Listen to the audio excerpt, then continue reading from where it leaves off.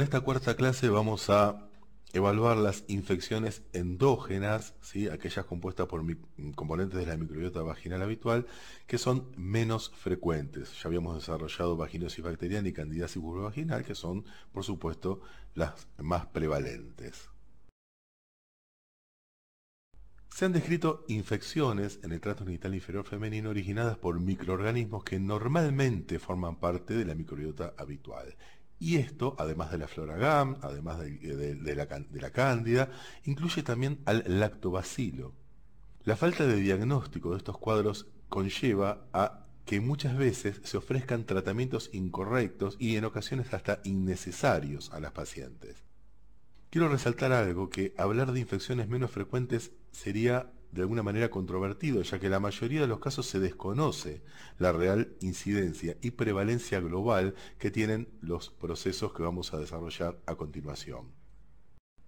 Bueno, vamos a empezar hablando de la denominada lactobacilosis. ¿Qué es esto? Es una condición cíclica, esto es, aparece mensualmente, caracterizada por flujo vaginal y síntomas vulvovaginales, generalmente ardor o prurito vulvovaginal, que ocurre siempre en los días previos a la menstruación y que está asociado a la presencia de largos microorganismos similbacilos que muy fácilmente se ven en el examen en fresco. O sea, son pacientes que la mayoría de las veces en forma cíclica, en forma recurrente, se presentan con prurito o ardor vulvovaginal con un flujo cremoso o espeso en la semana previa al sangrado menstrual. Esto hace que estas pacientes sean rotuladas frecuentemente como candidiasis vulvovaginal recurrente y a menudo reciben múltiples tratamientos antimicóticos.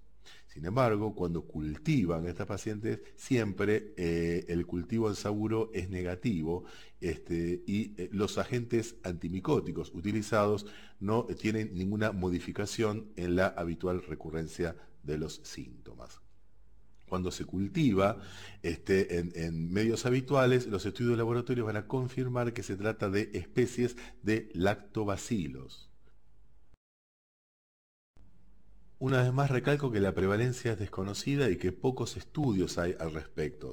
En un estudio que he realizado yo con la doctora Migens, ¿sí? Que publicamos en la revista de colposcopía, lo realizamos en el consultorio de control de infecciones en ginecología de la USPM, sobre un total de 472 pacientes que presentaban prurito vulvovaginal, la lactobacilosis y la vaginosis citolítica, que es el cuadro que vamos a mencionar a continuación, representaban más del 5% de estas pacientes con prurito vulvovaginal. Entonces, clínicamente, el síntoma más frecuente es el prurito, exacerbación en la fase lútea, en particular en los 7-10 días previos, pero también se ha descrito la sensación de irritación, quemazón y sobre todo ardor vulvar. Todo esto, por supuesto, que también lo puede dar una candidiasis. Los síntomas suelen ceder durante el sangrado menstrual y regresan en la etapa premenstrual siguiente, constituyéndose en un cuadro con tendencia a la recurrencia. Si bien esto se da en la mujer que cicla mensualmente, también se han descrito casos de lactobacilosis en pacientes embarazadas. ¿Cómo llegamos al diagnóstico de la lactobacilosis? Bueno, por un lado, en la macroscopía habitualmente vamos a tener un flujo abundante, espeso, cremoso, no fétido, ¿sí? Que puede tener un aspecto normal, incluso con flóculos, como si se tratara de una microbiota habitual. Razón por la cual esto no da ni para pensar en una microbiota normal ni para pensar en una candidiasis vulvovaginal. A veces, muchas veces puede confundirse con un cuadro de tipo alérgico, de vulvaginitis alérgica. El pH habitualmente está normal e incluso muy disminuido, muy ácido. Las más de las veces está por debajo de 4. El test de aminas es negativo, acá no hay ningún anaerobio que nos permita evaluar la presencia de aminas volátiles. Y en la microscopía directa vamos a evidenciar estos lactobacilos que por algún motivo están alargados. Si ustedes piensan que un lactobacilo, esos pelitos que habíamos visto en alguna microfotografía en las clases anteriores, no mide más de 5 o 15 micrones, y acá en las fotos que vamos a ver a continuación vamos a ver que pueden triplicar y hasta quintuplicar la longitud normal de un lactobacilo habitual. En el cultivo, lo único que vamos a rescatar son diferentes especies de lactobacilos. Razón por la cual, si a esta paciente nosotros, como método diagnóstico, pretendemos solamente tomar una muestra de fondo de saco vaginal y hacer un cultivo, lo único que vamos a tener como resultado es el informe de un lactobacilo, con lo cual solamente vamos a poder interpretarlo en el contexto de una microbiota habitual. Si nosotros no realizamos una microscopía en fresco, nunca jamás vamos a hacer diagnóstico de lactobacilosis. De ahí a que por este motivo esta infección quede siempre solapada y su prevalencia real sea en verdad desconocida. Antes de pasar a la fotografía de cómo se ven los lactobacilos, quería mostrarle esta fotografía de una microbiota habitual. En el medio tenemos una célula epitelial plana normal y fíjese que rodeando a la misma vamos a tener múltiples formaciones bacilares, esos pelitos que se observan en torno a la célula, que no son otra cosa que lactobacilos normales. Observen entonces la longitud que tienen los mismos para darse cuenta de cómo se ven cuando están alterados. Entonces observen bien esta fotografía, ¿sí? Todos estos largos pelos que ustedes pueden ver ahí en comparación con muchos polimorfonucleares neutrófilos que van a ver en el preparado mismo. Recuerde que un polimorfo puede tener 12 micrones aproximadamente, 10, 12, 14 micrones, y fíjense cuánto más largos son esas formaciones serpenteantes que están ubicadas entre precisamente estos polimorfonucleares neutrófilos. Aquí en esta microfotografía lo podemos observar con más aumento, ¿sí? La mayoría de estos bacilos quintuplican o más el diámetro que tienen estas células. Por supuesto que estos lactobacilos alargados pueden coexistir con lactobacilos de morfología habitual y en esta fotografía lo pueden observar, ¿sí? Miren en la parte inferior, casi a la izquierda, una célula epitelial plana normal. Fíjense cuántos más largos son estos lactobacilos y también pueden ver pequeños lactobacilos o normales lactobacilos en el resto del preparado y con lo cual se pueden comparar con estos lactobacilos alargados. Otra microfotografía enseñando lo mismo para que vayan familiarizándose con este raro cuadro.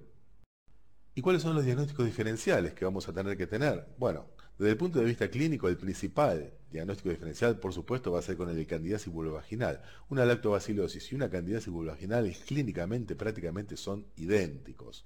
Otros cuadros van a ser el de vaginosis citolítica y vaginitis aeróbica, que ya los vamos a ver, tricomoniasis, herpes recurrente. Muchas veces el herpes, las recurrencias no las hace con formando vesículas, sino apenas con lo que sería el pródromo, con un enrojecimiento, con ardor local en la mucosa, y esto no permite diferenciarlo muchas veces de un cuadro de candidiasis o de lactobacilosis, ¿sí?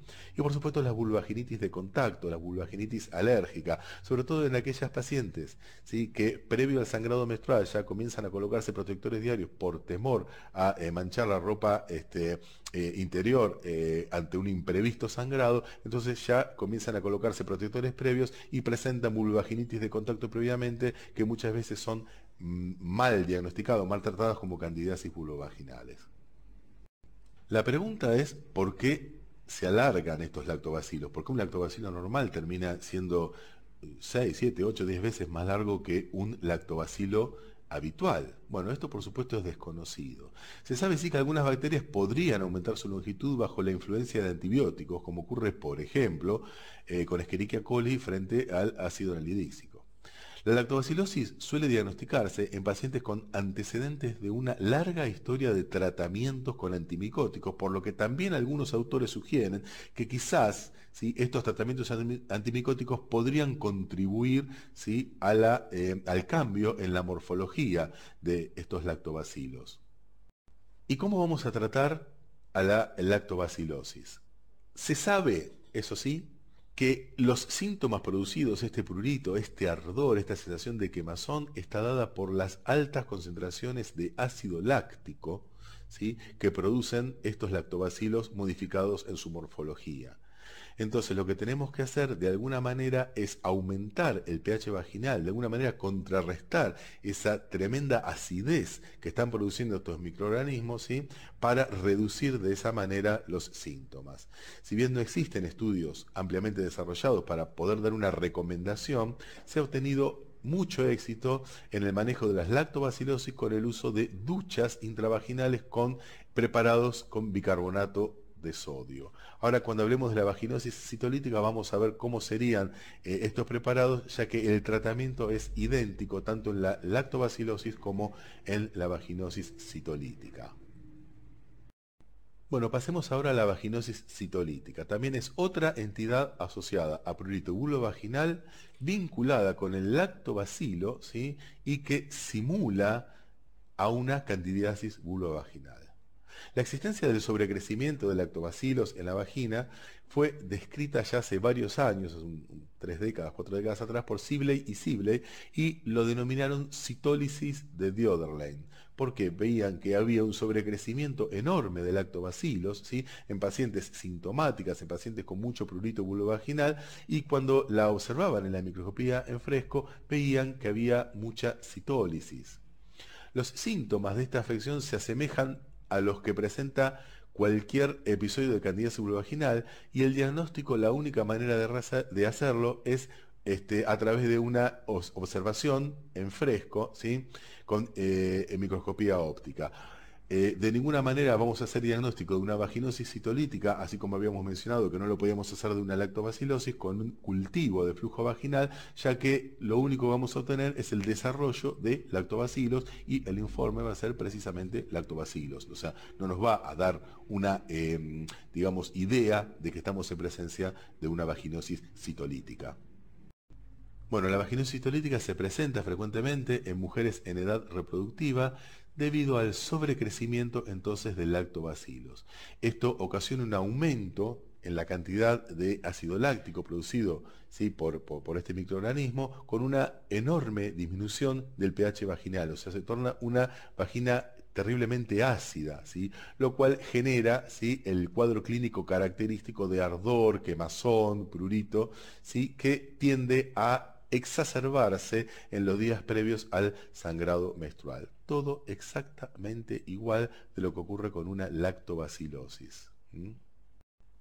Entonces, el cuadro clínico que vamos a describir para una vaginosis citolítica, observen bien, una vez más, es el de flujo abundante y cremoso, prurito o ardor o sensación de quemazón a nivel vulvovaginal, dispareunia, puede haber eritema y edema vulvar y el característico incremento cíclico de los síntomas en la fase lútea.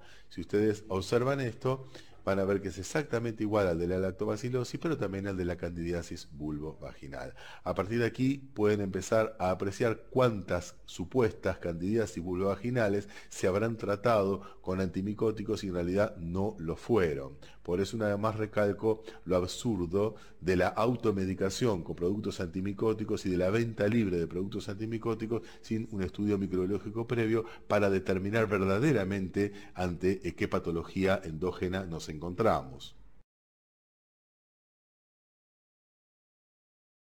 ¿Cómo realizamos el diagnóstico de una vaginosis citolítica? Una vez más, en la macroscopía vamos a ver un flujo espeso, abundante, cremoso, asociado a prurito vulvovaginal, ardor genital, dispareunia, con eritema o edema vulvar, o sea, como habíamos mencionado hasta aquí. El pH, como en la lactobacilosis, bien ácido, generalmente siempre por debajo de 4. El test de aminas es negativo, aquí no tenemos anaerobios que nos larguen aminas volátiles con olor desagradable, y en la microscopía vamos a ver principalmente evidencia de citólisis, vamos a ver células epiteliales que están destruidas, ¿sí? Con núcleos sueltos. También vamos a tener una respuesta inflamatoria negativa, recuerden que estamos hablando de una vaginosis citolítica, no de una vaginitis. Vamos a ver un incrementado número de lactobacilos, va a ser excesiva la cantidad de lactobacilos, pero acá de morfología habitual, a diferencia de lo que ocurría en la lactobacilosis, donde el lactobacilo estaba normalmente alargado, acá vamos a ver los lactobacilos con una longitud, digamos, esperable para un lactobacilo normal. Vamos a evidenciar lo que se denominan las falsas clucells falsas células guía, que están determinadas por un gran número de lactobacilos adheridos a la superficie de las células, simulando clucells de una vaginosis bacteriana, pero cuando uno tiene bien hecho el ojo y las empieza a observar detenidamente, ve que todo lo que está destruyendo la superficie externa de la célula no son puntitos como se observan con la flora GAM, sino que son palitos, precisamente porque está determinado por lactobacilos. Y en el cultivo, que en estos casos por supuesto no sirve para nada, lo único que vamos a rescatar son lactobacilos.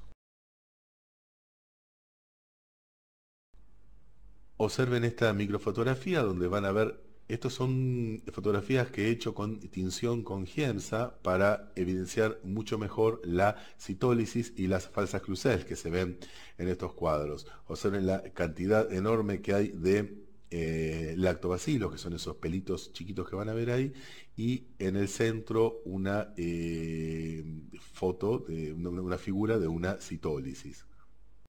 Acá también vamos a ver los que se denominan las falsas clucel, mucha cantidad de lactobacilos van a ver en el resto del preparado, y es posible que para el ojo no entrenado a veces estas imágenes puedan confundirse con las clucels de una vaginosis bacteriana.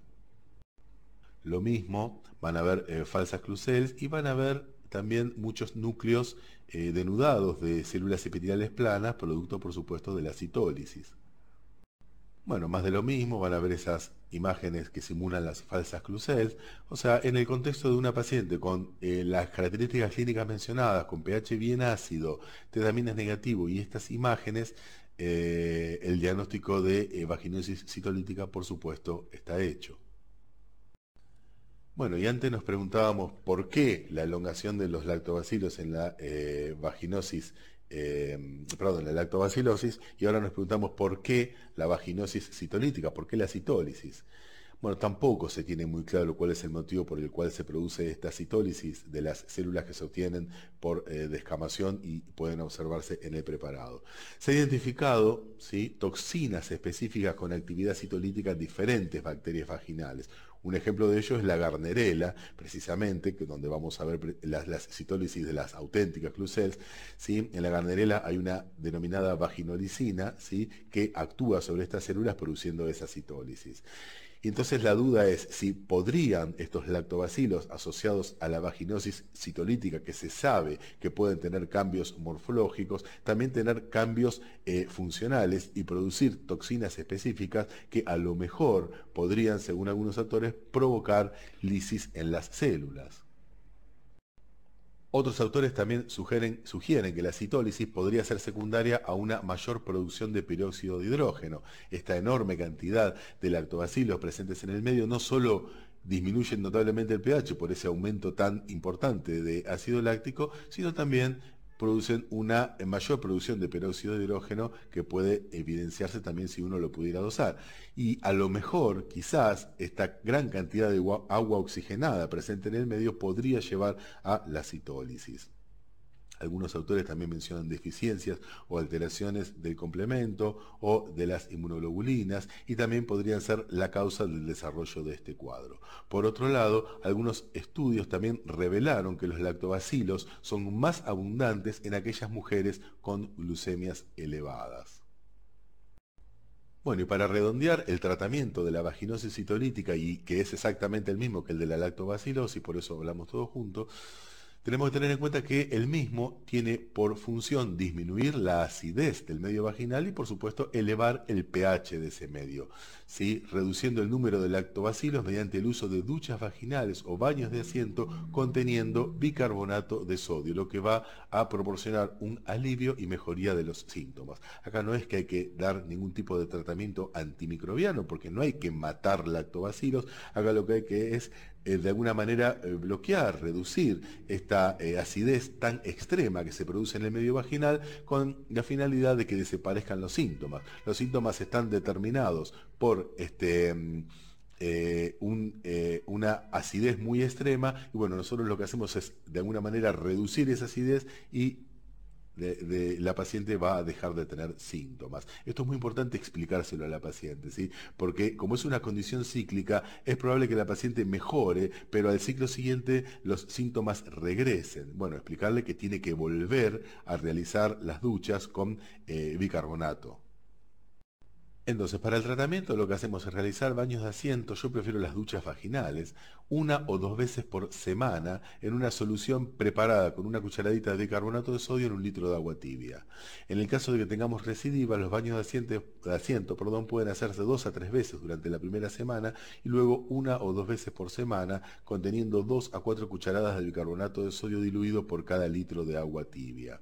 Las mujeres que tienen síntomas recurrentes deben iniciar la aplicación de estas duchas vaginales o baños de asiento 24 o 48 horas antes de aparición de los mismos. O sea, si sabe que 3, 4, 5 días previos al sangrado menstrual ya empiezan los síntomas, prevenir los síntomas, sí, realizando los baños antes de que aparezca el ardor o el prurito vulvovaginal. Bueno, y el último cuadro menos, de infección endógena menos frecuente de que vamos a tratar en esta clase es el de la vaginitis aeróbica, cuadro que fue descrito inicialmente allá por el año 2002 por Gilbert Donders. Donders define a la vaginitis aeróbica como un cuadro clínico de vaginitis, o sea, con ardor, con picazón, con molestia, ¿sí? Con signos de inflamación y eritema vaginal, asociado a un flujo amarillo, asociado muchas veces a dispareunia, consistente con hallazgos microscópicos de disminución o ausencia de lactobacilos, reemplazo por una flora cocoide o cocobacilar, incremento de los leucocitos a nivel del medio vaginal, una respuesta inflamatoria positiva, hablamos de una vaginitis en este caso, ¿sí? Un aumento en la cantidad de células parabasales y un pH elevado. O sea, es un cuadro que está desplazado el lactobacilo y colonizado por otros microorganismos que producen un proceso inflamatorio y además se asocian a un aumento en la cantidad de células parabasales y, por supuesto, a una elevación del pH por ausencia de los lactobacilos. Hay escasos estudios que hablen de prevalencia de la vaginitis aeróbica. Algunos autores lo hacen responsable de alrededor del 5% de los cuadros clínicos de vaginitis. En el estudio que habíamos mencionado al principio sobre pacientes con vaginitis con prurito vulvovaginal que habíamos publicado con la doctora Míguez, encontramos una prevalencia de un 4,6% de casos de vaginitis aeróbica, preferentemente en pacientes correspondientes a un grupo etario ubicado entre los 40 y los 55 años. Clínicamente se manifiesta con abundante flujo espeso y amarillo en la gran mayoría de las pacientes y muchas veces asociadas a dispareunia. El pH vaginal usualmente está aumentado por encima de 4,5, pero incluso está muy aumentado, generalmente está aumentado por encima de 6. Puede haber olor desagradable que es notado por alguna de las pacientes, pero a diferencia del olor a pescado presente en las pacientes con vaginosis bacteriana, aquí no se exacerba con la colocación de hidróxido de potasio al 10%. Hay una evidente correlación entre vaginitis aeróbica y presencia de algunos Streptococcus, Staphylococcus, Enterococos, o sea, cocos gram positivos, y también enterobacterias como Escherichia coli y en menor medida Klebsiella o Proteus. Por supuesto que cuando está alterado el medio vaginal y está desplazado el lactobacilo, la vagina, al no tener ese pH vaginal ácido que la defendía de la colonización, ¿sí? Por gérmenes, sobre todo de flora entérica, y el desarrollo de los mismos, ¿sí? Estos van a desplazar al lactobacilo y es posible la presencia de una asociación entre vaginosis bacteriana y vaginitis aeróbica. Y esto explicaría por qué muchas mujeres con vaginosis bacteriana también presentan una respuesta inflamatoria positiva y un flujo que no es el característico gris blanquecino homogéneo con signo de la pincelada de que hablábamos en la vaginosis bacteriana, sino que podría producir un flujo más espeso, purulento, cremoso. Recuerdan ustedes que en la clase de vaginosis bacteriana habíamos hablado de que si en una vaginosis bacteriana encontrábamos una respuesta inflamatoria positiva, teníamos que buscar, ¿sí?, que no hubiese precisamente otra patología infecciosa asociada. Bueno, Esto es uno de los casos, ¿sí?, de vaginosis bacteriana con respuesta inflamatoria positiva, o sea, la asociación con su vaginitis aeróbica. Algunos aspectos inmunológicos. La vaginitis aeróbica es una verdadera vaginitis, o sea, presenta respuesta inflamatoria, ¿sí?, de más de 10 polimorfonucleares por campo de 400 aumentos. Y por supuesto que hay mediadores de la inflamación. La interleuquina 1 beta está significativamente más aumentada en la vaginitis aeróbica que en la vaginosis bacteriana. Las concentraciones de esta interleuquina aumentarían a medida que disminuyen los lactobacilos y esto al presentar una quimiotaxis, estaría relacionada con un incremento de la respuesta inflamatoria que lo hacemos evidente en la microscopía en fresco. La concentración de interleuquina 6 también está elevada en la vaginitis aeróbica, estando asociada a amnionitis y a parto pretérmino en la paciente gestante. Y asimismo se ha demostrado un aumento en las concentraciones de interleuquina 8 vinculada con la interleuquina 6, con el parto pretérmino, la rotura prematura de membrana de pretérmino y la corioamnionitis. Es así que el riesgo obstétrico en las mujeres con vaginitis aeróbica es alto y también deben ser estudiadas con cultivos. Existiría en las embarazadas con vaginitis aeróbica, según algunos autores, un riesgo mayor para aborto espontáneo, parto pretérmino, rotura prematura de membranas y corioamnionitis. Incluso se cree que la vaginitis aeróbica estaría asociada con efectos adversos en el embarazo mucho más todavía que la vaginosis bacteriana. Bueno, para arribar al diagnóstico, vamos a ver que en la macroscopía tenemos un flujo que habitualmente es inespecífico, varía desde escasa a abundante cantidad, generalmente es amarillento y espeso, de aspecto purulento, en la gran mayoría de las pacientes, con un pH siempre elevado por desplazamiento de la flora lactobacilar, con un test de aminas que puede o no ser positivo, puede haber un olor más que a pescado, un olor fecaloide, sobre todo si se asocia a enterobacterias. Generalmente la test de aminas no suele exacerbar la fetidez en el caso de las vaginitis aeróbicas, ¿sí? Y en la microscopía puede haber Clusel, generalmente con un Nugen que lo pueda llevar a clasificar dentro de lo que sería una flora intermedia. Hay un aumento de células parabasales que se ven como células epiteliales bien redondas, con una relación núcleo-citoplasma menor que en las células epiteliales intermedias o superficiales. La respuesta inflamatoria es positiva, como ya mencionamos, y hay una disminución o desaparición de la flora lactobacilar. Si nosotros cultivamos esta paciente, habitualmente rescatamos cocos gram positivos, streptococcus, estafilococcus, enterococos, o algunas bacterias como Escherichia coli predominantemente y menos frecuente Klebsiella o Proteus. En esta fotografía de microscopía óptica vamos a ver la respuesta inflamatoria positiva. Ven los pequeños circulitos que son los polimorfonucleares neutrófilos, que hay por supuesto más de 10 por campo, y en las células epiteliales obtenidas por descamación vamos a ver que predominan estas células bien redondas, que son células parabasales, precisamente característicos de este cuadro infeccioso. Aquí podemos observar lo mismo, pero con tinción de Giemsa, donde se ve mucho mejor los polimorfonucleares neutrófilos y estas células de predominio parabasal. Y si podemos hacer la coloración de Gram, bueno, por supuesto, cuando estamos en presencia de cocos Gram positivos, los vamos a poder ver como se ve en esta fotografía, ¿sí? En el caso de Streptococo, formando cadenas y que también orientan, por supuesto, al diagnóstico dentro del cuadro clínico descrito. Bueno, ¿y cuál sería el tratamiento de la vaginitis aeróbica? El tratamiento ideal es desconocido. El componente inflamatorio, incluyendo los leucocitos y las células parabasales presentes en la paciente con vaginitis aeróbica, hace que algunos autores sospechen que los antibióticos solos pueden no ser suficientes y que también sea necesario adicionar esteroides, o sea, betametasona, por ejemplo, para el componente inflamatorio y o estrógenos para el componente atrófico. La utilización tópica de clindamicina, ya sea en crema al 2%, como también en óvulos de 100 miligramos, uno por noche durante 7 noches, es uno de los primeros regímenes antimicrobianos propuestos, sobre todo en presencia de cocos gram positivos como flora predominante.